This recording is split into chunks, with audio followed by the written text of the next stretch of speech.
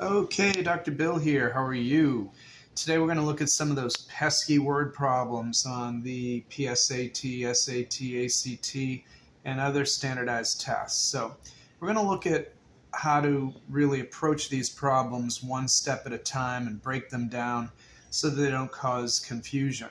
So let's take a look at this problem. We have John purchases a used car for $16,000.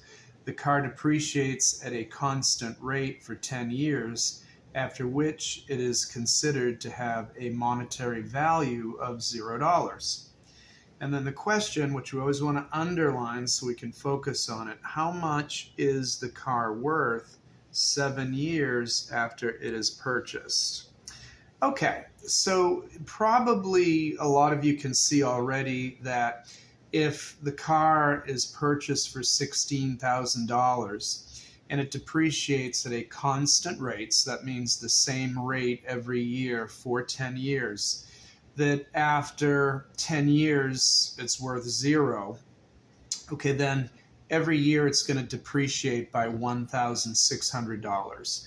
But let's actually do the math here just in case you weren't aware of that. So what we're going to do is we're going to divide 16,000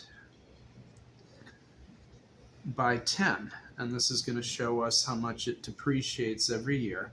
And again, let's put our decimal point right after this last 0 so we can keep track of everything. Okay? And we're going to do again our long division shortcut. 10 goes into 16 one time with 6 left over. 10 goes into 66 times with 0 left over. 10 goes into 0 times, and 10 goes into 0 times. And there we have it. We have an annual depreciation of $1,600. Okay, now here it says how much is the car worth 7 years after it is purchased, okay? Well, let's figure out the depreciation after 7 years, right? So here again, it goes down $1,600 in value every year, and we multiply that by the 7 years. 7 times 0, 0, 7 times 0, 0, 7 times 6 is 42, 2 carry the 4, 7 times 1 is 7, and 4 is 11. So that is going to be $11,200.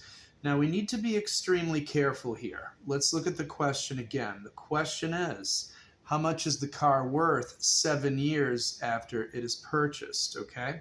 We know that it depreciates $1,600 a year. After 7 years, it has depreciated $11,200. So the answer is not $11,200 because the question is not how much has it depreciated after 7 years, but rather how much is the car worth 7 years after it is purchased, okay? So the initial purchase price is $16,000. It depreciates $11,200 after 7 years. So now we need to subtract this to find out what the car will be worth after 7 years. So here obviously we can't do 0 minus 2, so we have to borrow.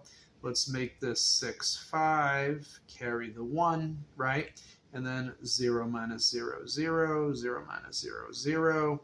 10 minus 2 is 8, and 15 minus 11 is 4.